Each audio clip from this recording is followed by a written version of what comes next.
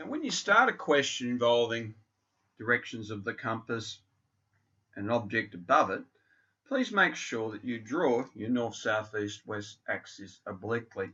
Because I'm dealing with the north and the south and the east quadrant, I've drawn them to emphasize that aspect more. Now, a kite has a string length of 220 meters. It's 80 meters east, so I'll just put a little tag in there, and 75 meters north of the fly. Now that's the distance above the ground that we're looking at. So it's going to put in that 80 meters there. Haven't even considered the kite yet.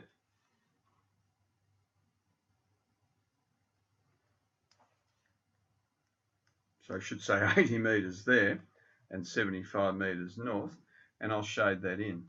Now that means the kite is above the ground at that point. So I'll just draw a vertical.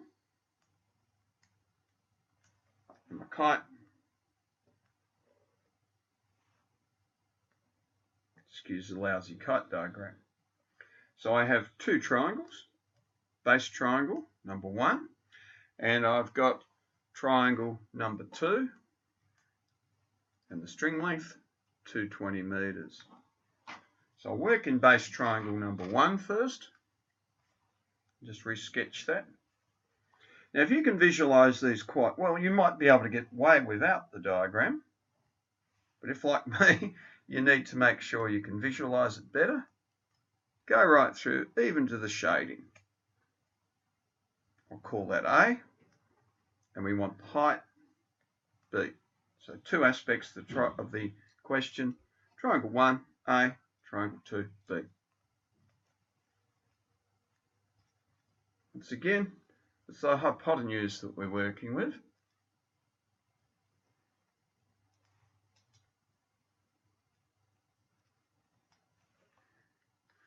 So I've got the second part of the puzzle. I know the string length, or the hypotenuse, in triangle 2. I now know a base length. So this is the kite above the ground. And B will be the height.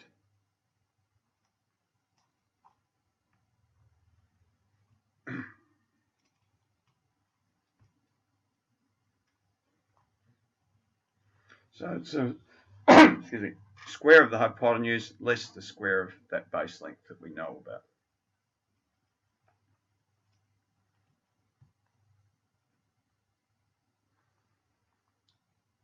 And that ends up giving me 190.72 meters. Now once again, the question didn't ask me what B was, it asked me in context of the height. So I can say the kite is 190.72 meters above the ground.